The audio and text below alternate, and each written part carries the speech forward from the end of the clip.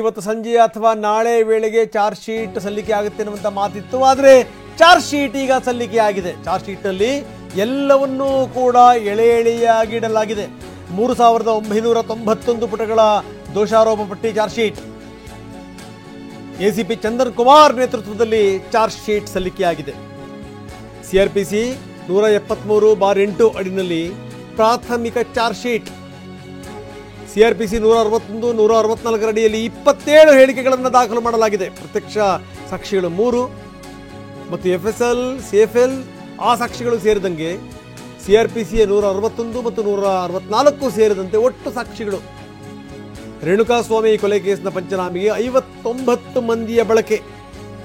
ತಹಶೀಲ್ದಾರ್, ವೈದ್ಯರು, ಆರ್ಟಿಒ ಅಧಿಕಾರಿಗಳು ಹಿಂಗೆ 8 ಸಾಕ್ಷಿಗಳು, 56 ಪೊಲೀಸರು ಸೇರಿದಂತೆ ಒಟ್ಟು 231 ಸಾಕ್ಷಿದಾರರಿಂದ ಮಾಹಿತಿ. ಯಾವ ರೀತಿ ದುರಂತ ನಡೆದಿದೆ, ಯಾವ ರೀತಿ ಅಟ್ಟಹಾಸವನ್ನು ಮೆರೆಯಲಾಯಿತು, ಇದೆಲ್ಲವನ್ನೂ ಕೂಡ ಚಾರ್ಜ್ ಶೀಟ್ನಲ್ಲಿ ಎಳೆ ಎಳೆಯಾಗಿ ಬಿಡಿಸಿ ಇಡಲಾಗಿದೆ. 3991 ಪುಟಗಳ ದೋಷಾರೋಪ ಪಟ್ಟಿ. ಚಂದನ್ ಕುಮಾರ್ ನೇತೃತ್ವದಲ್ಲಿ ಸಲ್ಲಿಕೆ ಆಗಿರುವಂಥ ಚಾರ್ಜ್ ಶೀಟ್. ಏನೇನಾಯಿತು ಶೆಡ್ಡಲ್ಲಿ ಅನ್ನೋದ್ರ ಬಗ್ಗೆ ಎಲ್ಲ ವಿವರಗಳನ್ನು ಕೊಡಲಾಗಿದೆ. ಎಲ್ಲ ವಿವರಗಳನ್ನು ಒಂದು ಕಡೆ 27 ಹೇಳಿಕೆಗಳನ್ನು ದಾಖಲಿಸಲಾಗಿದೆ. ಬೇರೆ ಬೇರೆ ಸಂಗತಿಗಳನ್ನು ಇದರಲ್ಲಿ ಸೇರಿಸಲಾಗಿದೆ. ಸಾಕ್ಷ್ಯಗಳನ್ನು ಇಡಲಾಗಿದೆ. ಎಲ್ಲವೂ ಸೇರಿ ಒಟ್ಟು 3991 ಪುಟಗಳ ದೋಷಾರೋಪ ಪಟ್ಟಿ. ಅದರಲ್ಲಿ ಏನೇನಾಗಿದೆ ಎಲ್ಲ ವಿವರಗಳು. 8 ಎಫ್ಎಸ್ಎಲ್ ವರದಿಗಳು, 10 ಕಡತಗಳು, 7 ಸಂಪುಟಗಳು, 231 ಸಾಕ್ಷಿದಾರರು. ಇದೆಲ್ಲವನ್ನು ಹೇಳಿ ಇದು ಪ್ರಾಥಮಿಕ ಪಟ್ಟಿ ಮಾತ್ರ, ಇದು ಪ್ರಾಥಮಿಕ ಚಾರ್ಜ್ ಶೀಟ್ ಮಾತ್ರ, ಇದು ತನಿಖೆ ಇನ್ನೂ ಬಾಕಿ ಇದೆ ಅನ್ನುವಂಥ ಮಾತನ್ನು ಪೊಲೀಸರು ಹೇಳಿದ್ದಾರೆ. ಅಂದರೆ ಅದಾದಮೇಲೆ ಸಂಪೂರ್ಣವಾಗಿ ಚಾರ್ಜ್ ಶೀಟನ್ನು ಸಲ್ಲಿಸ್ತೀವಿ ಅಂತ.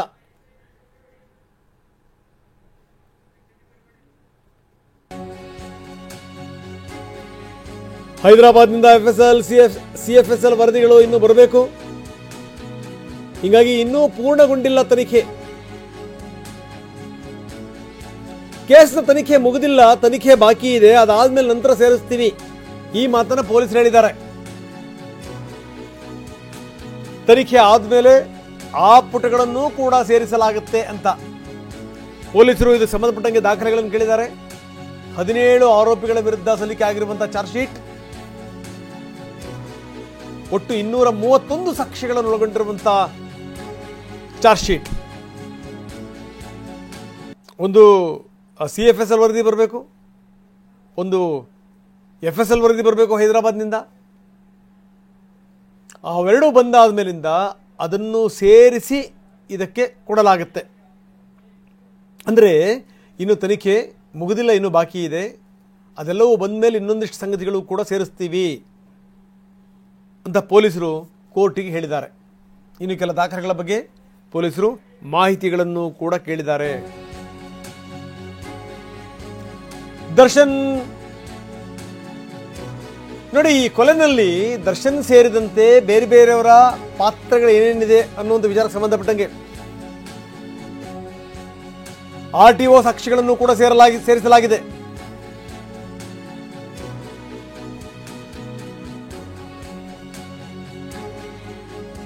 ಕೊಲೆ ಮಾಡುವ ಮೊದಲು ಚಿತ್ರದುರ್ಗದಿಂದ ಕರೆತಂದಿದ್ದು, ಅಲ್ಲಿಂದ ಆದಂಥ ಡೆವಲಪ್ಮೆಂಟ್ಗಳು, ಎಲ್ಲ ವಿವರಗಳು.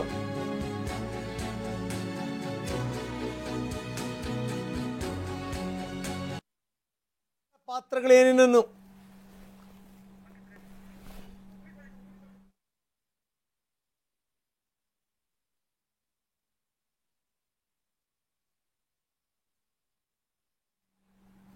ರೇಣುಕಾಸ್ವಾಮಿ ಕೊಲೆಯಲ್ಲಿ ಯಾರ್ಯಾರ ಪಾತ್ರ ಇದೆ, ಏನು ಎತ್ತ,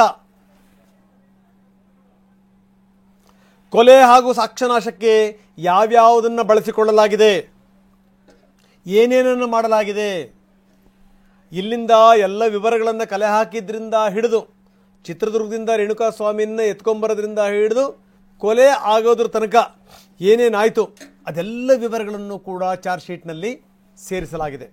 ಭಾಳ ಇಂಪಾರ್ಟೆಂಟ್ ಸಂಗತಿ, ಭಾಳ ಕುತೂಹಲ ಇದೆ ಇದರಲ್ಲಿ, ಬಹಳಷ್ಟು ವಿವರಗಳು. ಚಾರ್ಜ್ ಶೀಟ್ ಸುಮ್ಮನೆ ಅಲ್ಲ, ಯಾಕೋ ಇದನ್ನು ನೋಡಿದ್ರೆ ಈ ಬಹಳಷ್ಟು ಹೋಮ್ವರ್ಕ್ ಆಗಿರಂಗೆ ಕಾಣುತ್ತೆ. ಈ ಚಾರ್ಜ್ ಶೀಟಲ್ಲಿ ಯಾವುದೇ ಒಂದು ಚೂರು ಆ ಕಡೆ ಈ ಕಡೆ ಆಗಬಾರ್ದು. ಇವೆಲ್ಲವೂ ಕೂಡ ಕೇಸಿಗೆ ಬಲವಾದಂಥ ಸಾಕ್ಷ್ಯಗಳು ಅನ್ನೋದನ್ನು ಸಾಬೀತು ಮಾಡಬೇಕು. ಆ ನಿಟ್ಟಿನಲ್ಲಿ ಸಲ್ಲಿಕೆ ಆಗಿರುವಂಥ ಚಾರ್ಜ್ ಶೀಟ್, RTO ಅಧಿಕಾರಿಗಳಿಂದ ಸಿಕ್ಕಿರುವಂಥ ಸಾಕ್ಷಿಗಳು ಅಂದರೆ ಯಾರ್ಯಾರ ವೆಹಿಕಲ್ಲು, ಏನು, ಅವನ್ನ ಎತ್ತಕ್ಕಂಬರಲಿಕ್ಕೆ ಬಳಸಿದಂಥ ವಾಹನ, ನಂತರ ಆ ಹೆಣ ತಗೊಂಡೋಗಿ ಬಿಸಾಕಲಿಕ್ಕೆ ಬಳಸಿದಂಥ ವಾಹನ,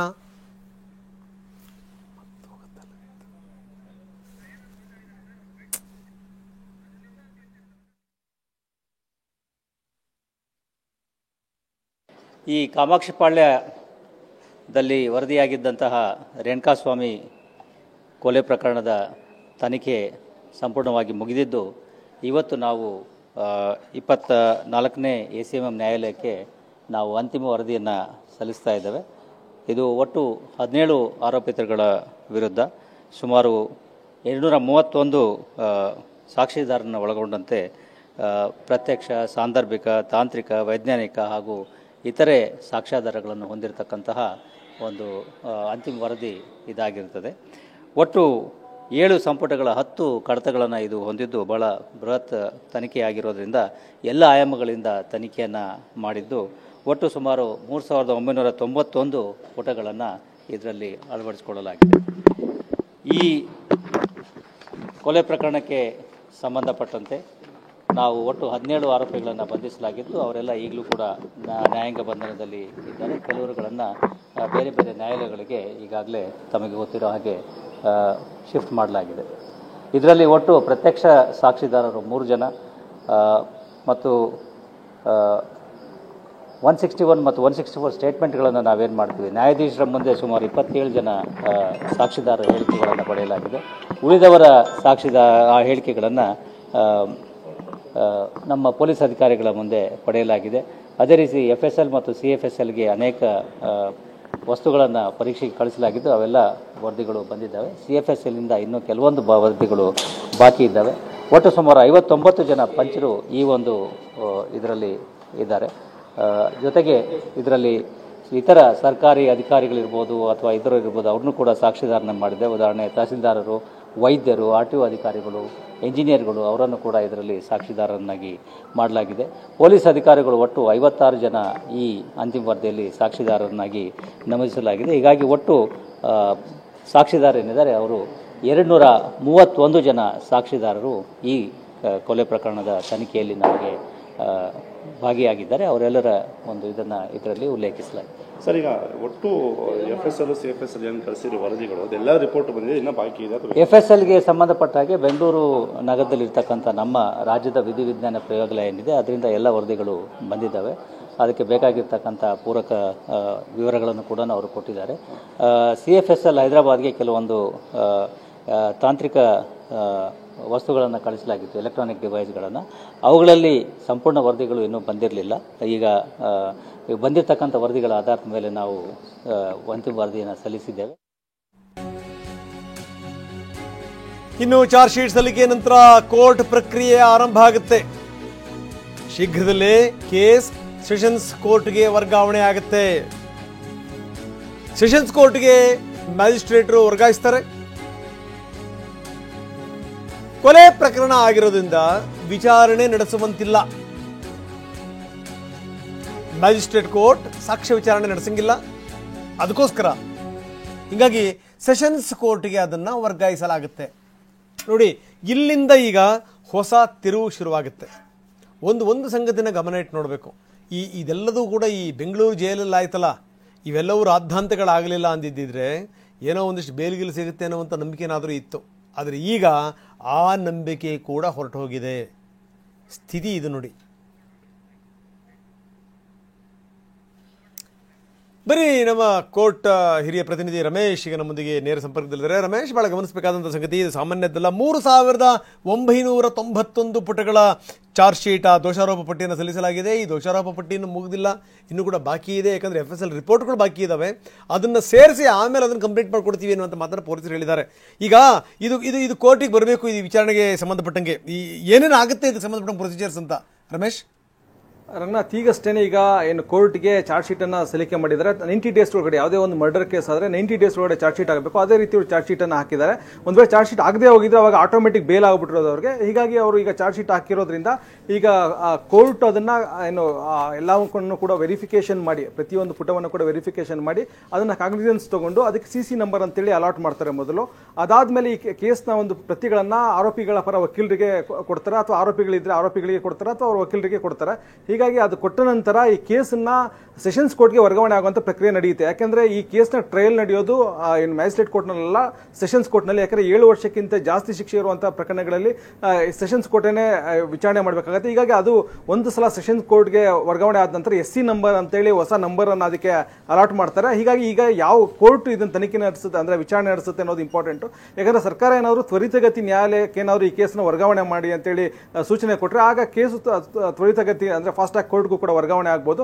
ಫಾಸ್ಟ್ ಟ್ರ್ಯಾಕ್ ಕೋರ್ಟ್ಗೆ ವರ್ಗಾವಣೆ ಆದರೆ ಅಲ್ಲಿ ಮೊದಲನೇದಾಗಿ ಈ ಕೇಸನ್ನ ವಿಚಾರಣೆ ತಗೊಂಡು ನಂತರ ಸಮನ್ಸ್ ಅಥವಾ ಇಂಟಿಮೇಷನ್ ಅನ್ನು ಇಶ್ಯೂ ಆಗುತ್ತೆ. ಒಂದು ವೇಳೆ ಜಾಮೀನು ಮೇಲೆ ಇದ್ರೆ ಸಮನ್ಸ್ ಇಶ್ಯೂ ಆಗುತ್ತೆ, ಇಲ್ಲಾಂದ್ರೆ ಜೈಲಿನಲ್ಲಿರುವಂಥ ಆರೋಪಿಗಳಿಗೆ ಇಂಟಿಮೇಷನ್, ಅಂದರೆ ಈ ಕೇಸು ಸೆಷನ್ಸ್ ಕೇಸ್ ಆಗಿದೆ, ಹೀಗಾಗಿ ನೀವು ಕೋರ್ಟ್ ಮುಂದೆ ಇಂಥ ದಿನಾಂಕದಂತೂ VC ಮುಖಾಂತರ ಹಾಜರಾಗಿ ಈ ಏನು ಫ್ರೇಮಿಂಗ್ ಆಫ್ ಚಾರ್ಜಸ್ ಪ್ರಕ್ರಿಯೆ ನಡೆಯುತ್ತೆ. ಈಗ ಏನು ಆ ಚಾರ್ಜ್ ಶೀಟನ್ನು ಸಲ್ಲಿಸಿದ್ದಾರೆ ಅದರ ಆಧಾರದ ಮೇಲೆ ಆರೋಪ ನಿಗದಿ ಮಾಡುವಂಥ ಪ್ರಕ್ರಿಯೆ ಸೆಷನ್ಸ್ ಕೋರ್ಟ್ನಲ್ಲಿ ನಡೆಯುತ್ತೆ.